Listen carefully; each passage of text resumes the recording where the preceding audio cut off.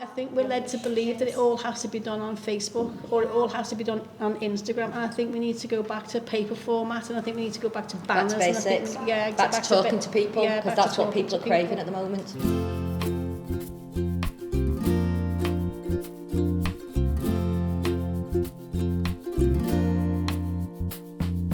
What we're hoping to achieve with the Assemblies is that we hear what you want to see develop as policy. So your suggestions are being taken forward to, on the one hand, love Wavertree, but on the other hand, also to Liverpool City Council. And we have direct contacts there. They're really interested. So there's a real wish to engage with local communities in order to find out what we can all do together in a way.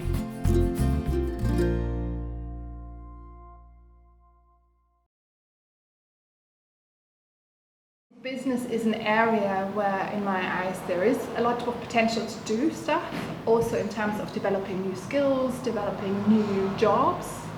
We need to move towards a green economy, which also has an enormous potential in terms of growth and job creation. But growth shouldn't be really, in my eyes, the main focus. It should be about sustainability, and sustainability is often not compatible with growth. But I do think that it's a growth sector in many ways. So for me, this is one of the main interests why I thought we should have a business assembly. Wavertree is really interesting in my eyes because there are so many people and actually also places that do stuff in interesting and sustainable ways. You can see the different, like every assembly so far has given us a different kind of lens to look at the larger picture, and what I find really fascinating is precisely that it addresses not just sustainability, but then we look at, so if you think about the polystyrene and the takeaways, that food is also really unhealthy. Yeah, so it interconnects with the health crisis, the obesity crisis. If you think about transport and the fact that the way it is run in Liverpool, Liam Robinson was really good in basically highlighting that there isn't enough coordination between the different companies, hence why the council wants it back into their own hands. But that also connects precisely to things like the amount of car use we have, simply because public transport is so bad, and that obviously has an impact on health yet again and environment. So yeah, it's really interesting that actually. I was going to say, you talked about reimagining the high street and the graphic designer who did that. It's impossible to reimagine the high street without all those factors, without transport, without businesses, without food. Then you can't reimagine it as one thing. And it seems interesting to me that it takes a graphic designer to literally imagine it. Since COVID, you're not easily able to access your doctor anymore. You can't dentist or exactly. Like that. We've got one of our clients who's just pulled his own tooth out. Oh my god. Yeah. It's like, and we're not joking. No. And it's like, he hadn't come into us for a few weeks, and it's unusual, so I rang him. Yeah. And he said, I've been in agony, and he had to pull his own tooth out because he couldn't get a dentist. I think as well, going back to something that you both alluded to, people until fairly recently didn't really have a vocabulary to describe a lot of this stuff. For sure. Regardless of what your job is or what you have and you don't have, people weren't able to articulate problems they had or acknowledge mental health issues or environmental issues, whatever it may be. And it's a fairly new thing, and people still aren't really equipped with it. They just, maybe people come to the end of their tether. Exactly. Well, I think that's what we are finding. We are finding the people on the edge. It's not the people who go around saying, I'm so stressed, I'm so stressed, I'm so stressed. It's the people who walk in and say nothing. The ones that are so stressed are dealing with it by saying we are so stressed. It's like, and we do get that a lot. It's but we are now getting people coming in and being very, very quiet with us.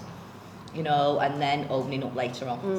It's like the building of trust, isn't it, with us, and then they'll open up to us then. When you look at it from the point of view of the environment and sustainability, the people who you're describing are the people with low carbon footprints. Yes. They're so poor, right? Yeah. So they're probably not driving. Yeah. They probably don't have a car. Exactly. They save energy wherever they can because they can't afford it. Absolutely. But that's tricky as well, because quite a lot of so I'm a landlord, and sometimes if people can't pay the bills, they get these electricity meters in. Yeah. And the meter, they're still in charge. Yeah. It's insane. What's the solutions to this? I mean, for me, the obvious answer would be to take this kind of stuff into our own hands, or electricity into our own hands, having an electricity cooperative or something like that. Well, certainly having access to information. Information is crucial. Yeah. In regard to what you have available to you in your community and who can help you when you're in that kind of situation. It's quite interesting because Rob Zatz and I spoke quite a lot about trying to help, or trying to advise people on energy. But we understand how energy works in some respects. You mentioned retrofit. The reason I know a bit about it is because we had an energy company that did sustainability and all sort of stuff. But we were discussing it on how you could advise people, and not from a basis of any personal gain. It's just trying to say, look guys, just don't do this because it's not worth it. Well, it gives people options, doesn't it? They can either buy into it or they can ignore it, but it gives them an option. And again, it's about having your own power and control over your own destiny. But yeah, that's and you can't assume that everybody is going to get this information through the internet, because we just spoke about that. So it has to be a community-based information share. So whether that's accessible. Exactly. So whether that's resurrecting the community newspaper or resurrecting leaflet drops through people's doors or something like that. That like the councillors will have their surgeries once a month, all that kind of thing. Having open access. The CAB used to do it. So open access, where people can just come in however many times a week, however times a month, and they can ask questions and get some answers. Because that's the thing, if you look at the example of work coaches, that's 15 minutes their time without appointments. Yeah. 15 minutes? Yeah.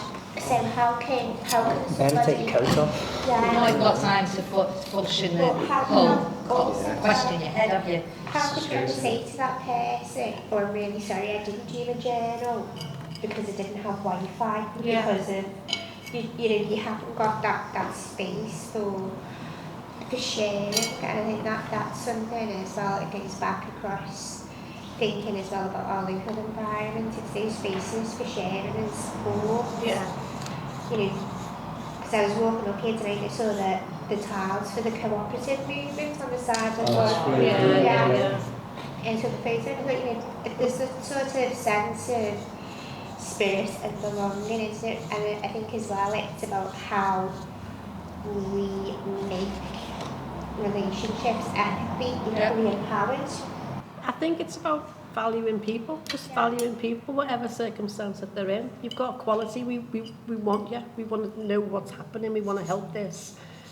Because we've probably around this table, we've all got skills enough to be able to do that, but not everybody has got that. But then if you can equip them enough, they have really got the skills to do it. You just need to give them that encouragement to be able to access their own skill. We have, to be fair, for a long, long time, lived in a nanny state where we are looking to whoever to provide for us. And now I think we've got to get back to the whole voluntary sector kind of roots and the community sector kind of roots, and give people back their community power. And I think cooperative needs community, and empowering individuals needs groups, because one individual tapping into a fund is virtually impossible.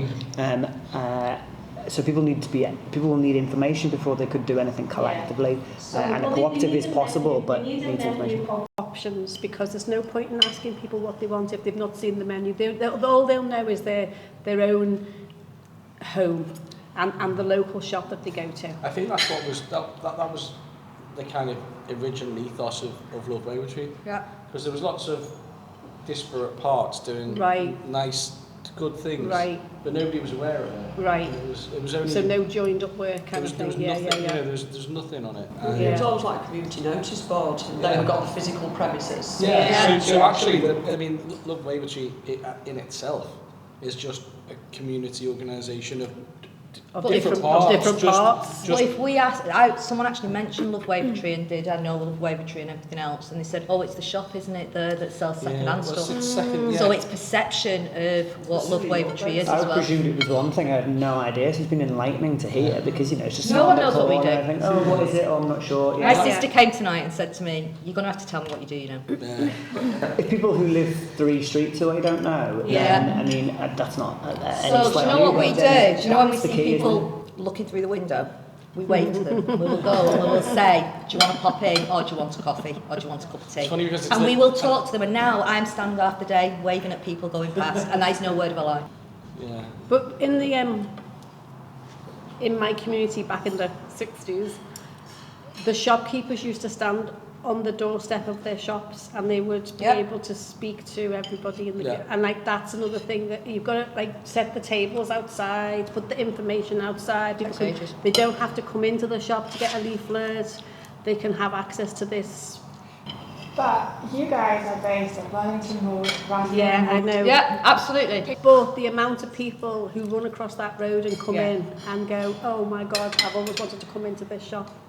So the time lapse of the traffic lights or the time lapse of people having to park at the lights gives them chance to they're always looking in. So it is on one hand it's awful, and on the other hand it's quite a little magnet. But imagine if the whole, we were talking about this this plan that Richard and Craig developed called the Wavertree Way. I don't know if you've seen it before. It's basically, it would make the high street much more a destination. So people would actually come to the high street in order to shop, in order to have a day out, and stuff like that. Rather than just be a conduit. No, absolutely. Do you remember what? Sorry, I was going to say, I kind of think people have lost, they don't want to go to Liverpool one, they don't want to go into town anymore, there's not enough, they've seen it, so there needs to be a lot more individual kind of, not just, I keep banging on about community, but just shops that are different, shops that are meeting the need of the community. And they offer something different. And I tell you what the difference will be. Someone that goes, oh, hiya, Mrs. So-and-so or Mr. So-and-so, here's your shopping, here's your whatever. Get back that personal touch again. So for me, sustainability is trying to keep the community together for the next 100 years and more. And so therefore provide community access to anybody, services that meet the need of the community, and bring access to those services and information about those services. Can I be a bit controversial? I don't know what's in Wavertree for a lot of things. I honestly don't know. If I turn around and say I've got my perception because I'm busy doing my jobs, I've got 2 businesses. As is everyone. And as is everybody. So how do you find out quickly? I have got an answer to this, by the way, so it is a rhetorical question. How do you find out quickly what is in Wavertree? Ask Elkie knows. I know you can cycle around. Cycling around really helps. Yeah. But also, one of the other things I find really helps is getting involved with a community organisation such as Love Wavertree. Yeah. WhatsApp group. Everything goes on a WhatsApp group. Right, but this comes back to what if you've not on WhatsApp group? I didn't know you had a WhatsApp group. Well, we've got one of the directors who doesn't have a computer, doesn't have a smartphone. So we have our meetings on a Sunday morning at 10:30 in the shop. But whereas previously we've had them, obviously during lockdown, we were having them on Zoom. So it's you have to do. I've worked on previous projects. I worked on the Fabric District. I've got a web design and digital design company as well, and we got a cute little plugin that we put on, and it's got a full directory. And what we do is, it's only just launched. It launched last week. And what we do is we go around to all the companies and we say, just register, and then your address, and put your website on. It's a link and it'll help your SEO for your website and everything else. Cost about 250 odd quid. And suddenly you go on to Love Wavertree and you've got the directory of every single company. But if you can put that in a paper format. And then you put it in paper format. Yeah. But I think going back to, if you were talking about people standing on outside shops in the past or knowing what's in the area, I think closing the road is a key. But not just closing the road so you can have kids' activities. Closing the road, meaning closing the traffic, but whilst things are open and there's stuff happening in different places. to sort of encourage you to move from place to place. So the Smithdown Road did something with the Smithdown Road Festival, but it was very it was bar and pub oriented and stuff like that, and it was not particularly inclusive to people who didn't want to go and drink and watch bands. There isn't really a description of the high street, loads of places to drink anymore.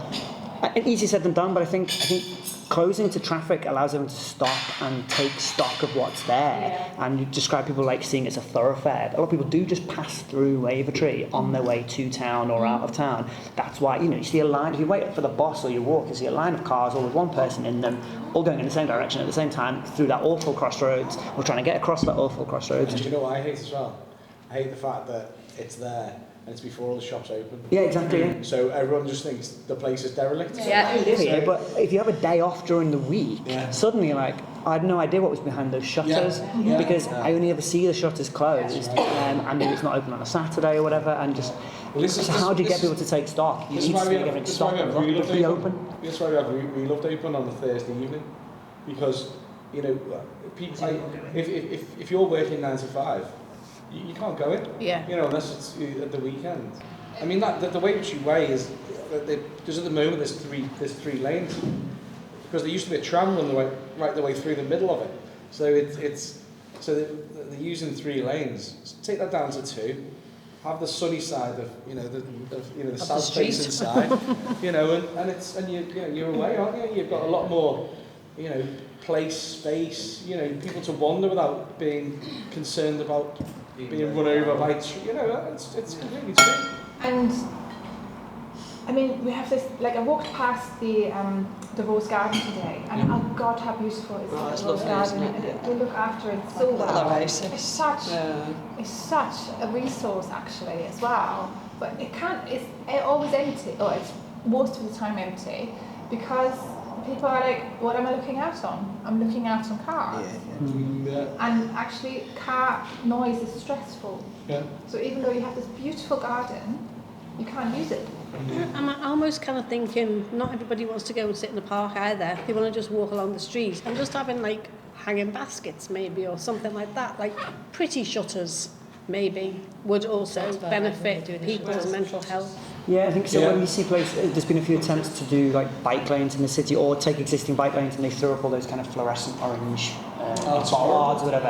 Again, it's sort of short-sighted lack of imagination. Why on earth would you spend that much money using making them horrible and semi-permanent? You can have fixed structures that have flowers in. You can be creative with space. You don't even have to be expensive. There's ways to do that. But you're right, not everyone wants to go and I think there needs sit. to be some sort of access for business owners who have shutters to be able to tap into some funding to make their shutters nicer, because sometimes the business owners don't always have the funds to put their shutters. Thinking about the things we talk about, it's very much the community and the environment go together with the community and giving people spaces to come together. And I know there's the master, the vision, the Wavertree Way, but what sort of steps do you think that we could take to, create these spaces for people? You were saying before about years ago, a shopkeeper would stand at the door and see. We leave our door open a lot of the time. It's and it's amazing what a difference it makes. So little things like that, but that's because we're daft and we stand around like that all day. And you're not on your phone all the time? No, not at all, not at all. You go to most shops and everyone's on the phone. Well, none of our volunteers are on the phones. They don't have No, smartphones. not at all. Exactly, but I think most places, people, I think in most places you find most people. Is there any event where business owners could go? So it's like a social. So you invite all the businesses in the area to come for a social to somewhere like this, and they get the bar take, so they're happy to let you have a room for whatever, where you have a bit of entertainment on if you want to, or you just have people saying, this is what's going on, or asking, what do you want? You can have even workshops, very small, quick, sort of 20-minute, half-an-hour workshops, but also you have your notice board, you have your kind of networking exchange centre where people can go, and this is the idea that I'd like to launch, and you just put it like a sticky note on the wall, on a board, whatever it is, and just generate, and then you come back in another month time and you follow up on some of that and kind of go, what do we want to do about it? That's a great idea, isn't it, to get the business owners on side as well as the residents as well, get everyone pulling in the same direction. It doesn't matter who turns up, you invite the business owners because that's easy. Yeah. And then it's like, it actually doesn't matter if residential or whoever turns up, it actually doesn't matter because it's people who are invested in the area. And it's conversations then which are like, right, what do you want? And it'll go around in circles and you'll have everyone moaning and everything else, but you will come out with a consensus at the end. You'll come out with some sort of... Not only that, I've got collaborations with 3 businesses in the area. I had to hunt them out. I would love to go somewhere where I can like meet up with other businesses and other people and just, let's do a B&I. It's like, but not B&I.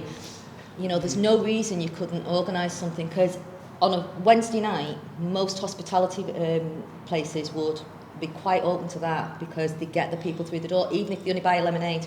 You've got to get them. So the first time you do it, it might be that 10 people turn up, but it doesn't matter because the next time there might be 20. Exactly. And in 12 months' time, you might have 200 people and have a real problem about where to have the event. Sustainability is really important because as a business owner, it's all about life continuing. It's about people existing, people having nice lives, and basically it's about communities flourishing.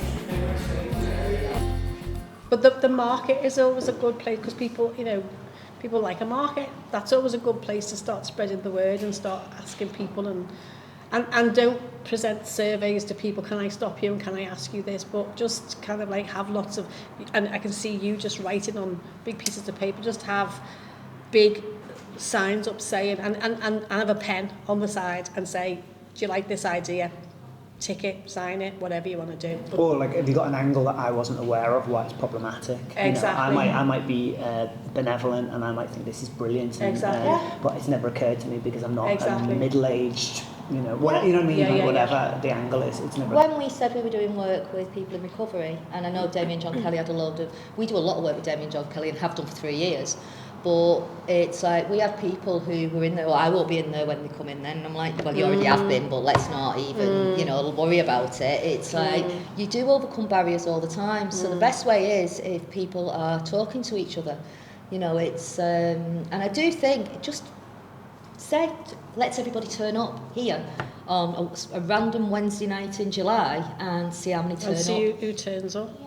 And that is it. And then it's like, oh, you're coming, or it's like, we're going to such and such a place. And if even the people around this table commit to do that and bring one more person, exactly, then suddenly you've got a group of people where you can have valid conversations.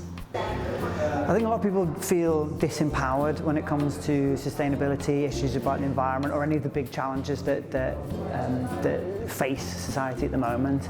And I think as an individual, you think that there's nothing you can do. To some extent, it's obviously true. I can't recycle my way as an individual into saving the planet. Not when 100 companies are responsible for far worse things than normal people contribute in terms of environmental disruption. But I think it's only by, as an individual, taking those first steps and talking with others, coming together, cooperating, and realizing that there's a strength in people power, that from the ground up things can be changed. I think I'm in a steering group for a project in rural called Cradle to Career. And what's interesting about that is it's a collective impact approach. So it's someone like, I'm not saying that Wavertree would have to do this, so don't want to commit anyone, but Wavertree would be almost like the backbone of the other activity that was going on within the area. Something that would hook things together in a way. So that's growing over time. So they're at a stage now where they have a strand that works with schools, and a strand that works with the wider community and family groups, and there's a strand that's just for teenagers. And what was interesting, and why I thought it was your comment really, the teenagers in the area had never really been consulted on anything. And last week they produced a report, and it was amazing because you hear back the teenagers' voices and what they want to do, rather than somebody talking about a vibrant centre or a vibrant community. And I think that sort of bringing organisations together can be really powerful. The art side of things, theatre, youth access, youth theatre, all that kind of thing, it has always thrived. It's trying to get the youth centres resurrected again, or decent playing fields for people. I think if you speak to the shop owners that are open late at night, especially early morning, late at night, I think you'll find that they are trying to meet community need. I don't think your big sort of Tesco Expresses and stuff like that will be. And certainly you might find that shop owners who don't actually live in Liverpool, but they just come to open their shop 7 days a week, whatever it is, might not want to have any access to that. But you usually find that shop owners who are there for the community, the local shop, little grocers shop, independent. It's a kind of return to an old business. Exactly, Yeah, and they are trying to what meet about the our needs. group of lads? We've got a group of lads. They've been expelled, all sorts has happened. It's like, and one night we were open, because sometimes we're open, 10 o'clock on a Wednesday night we're open. And they came in and they had laser pens and they were messing about through the window. So we opened the door and we said, do you want to come in? And the look on the face that an adult was speaking to them in a nice way was unbelievable. And they came in and they were looking around, what do you do, what's this, what's that? Very respectful, they were very nice. And then my friend was there and she said, it's cold out, do you want a hot chocolate? I'll buy it. They now come in every day. They get a hot chocolate, they get a can of Coke. They deliver our leaflets for us. But they are so polite and they are different people when they are through that door. We've heard them we've caught them a couple of times when they're out. But what we're doing is giving them a safe space. And don't get me wrong, I don't want all the kids in. I don't want a full school of kids in. But it's about the fact that no one else is doing that, I don't think. No one else is like giving them a voice. Yeah. And this lad's what, 12?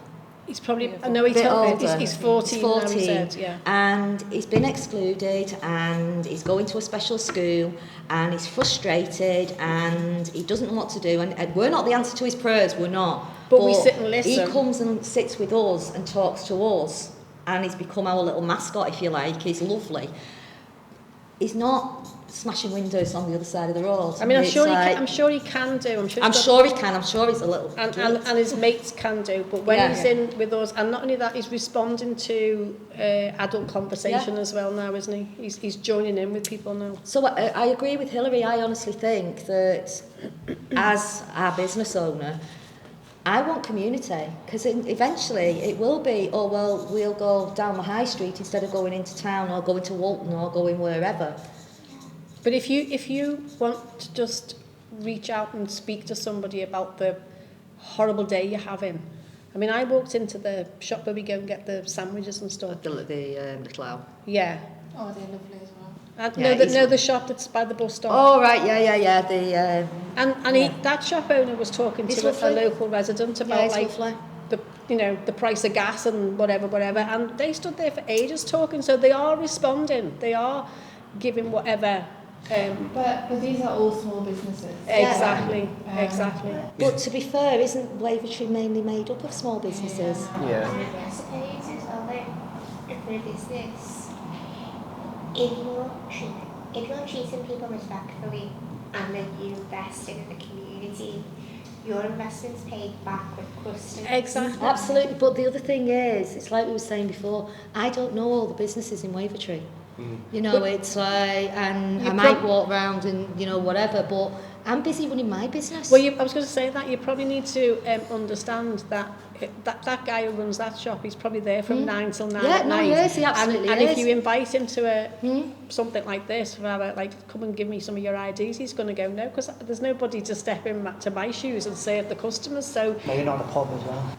So you've got limitations in regard to that. So it's about kind of like, how do we get to them without them coming to us, because sometimes they can't afford to shut their shop and be here. The business community on the high street is mainly lovely. The people that I've met have all been really supportive of us moving here. And, have they bought something from us? Have they been in? A lot of them no. Yeah. But it's like, sometimes that's not what you need. Riff Raff have recommended people to us when they've only been in for a cup of coffee. You know, and we recommend different places. So the more we know, shop. the more we'll get people to come. Yeah. You want, you know, it's like you want people to come and have the hair done, have the nails done, go and do the shopping, and then go home and spend the money in the high street. Because guess what? The more money that's spent here. And then obviously also that means that we don't have to drive to even just Edge Lane. Absolutely. But Edge Lane is a car park basically. Yeah. We did I'm from Anfield, and we did a walk and talk day where the community, the CLC, went to every individual business on Oakfield Road, and we went to them. We didn't ask them to come to us, and we were a group of about 12, and we just, if they didn't have room in their shop, they stood outside, and it was amazing what community feeling was and community support was. And if we hadn't have actually gone to them and spoke to them, we wouldn't have known all of that, because again, it's a bit like the hidden behind the shutter. We don't shop in that particular shop, so we don't know them, but we got to know their first names, and you kind of then, you're waving at them then, and you can recommend, well, we know that person down there does that, and maybe that's an idea. The other thing I was going to mention is decent parking. Like, you know, you just want to access, we've had to like find a parking space round the back. And that's something else that people mention when they come into Wavertree, is like, where can I park? And just having some... You get people parking on the curb all up and down the high street. Someone I know who's originally from Liverpool but came just back to visit described the middle lane in the high street as being that game of chicken where which direction is the traffic going. But the flip side is people do need cars. Some people really need cars. People with mobility issues need cars and need places to park. And conversely, there's some people who don't necessarily do it, but they're not incentivized to get a bike. People in our road have no, if you live in those tiny terraces, it's very hard to put a bike anywhere. Where'd you put it? Just in the hall isn't big enough. You put it in the yard, but then it gets wrecked. You don't have many rooms in the house. And there's no sort of communal bike parking places or anything like that. One of the things that London did, isn't it? That they basically set up communal parking spaces for bikes. That was actually something that came up at the workshop we did on transport. And somebody suggested that about having like a communal bike space, and then the suggestion was about, well, you know, people go to the city centre, there's empty retail units, whether you could have bike lockers in there, and the way over the last couple of years places have become like dog friendly, so making them bike friendly, so you know that you could get and change a tyre and things like that, and I thought that was really interesting actually. So how do you create a kind of sense of this is more than just these shops, but there's, I mean, the shops on Lawrence Road are so interesting because they're so different from what's on the high street. And then the high street has its own identity, but you can make that kind of... So I suppose it's a case of everyone's got to understand that. I don't know, like, the identity of Lawrence Road, I don't. I used to come to the high street drinking when I was younger. It's like, you know, Chili's and everything else. It's like, and I used to come down here. But then I lost it for a bit, and it's like, I'm not, you know, I need someone to tell me what is going on. And I think if and what shops are there. Well, it's I think like, if we're saying that, yeah, imagine what the residents are saying. Yeah, but I suppose it is those routes of communication, because that's what it all goes back to. It's building up those routes of communication. I think sustainability can be affected by everybody. I think it's really important to educate, to learn and to listen and to talk. So I think to be very aware of what is going on in our own communities and society, and to make sure that we do the little things we can do. So 1% means a lot. There's lots of things that could be done to make us more sustainable. We have clients who could have PV panels on every roof, reusing buildings instead of knocking them down and you know, demolishing them and rebuilding. Builds a footing for the future and for the younger generation. If it carries on the way things are going now, there's not going to be a lot left for them. Putting people first and not relying on a few hundred corporations or governments to solve this for us.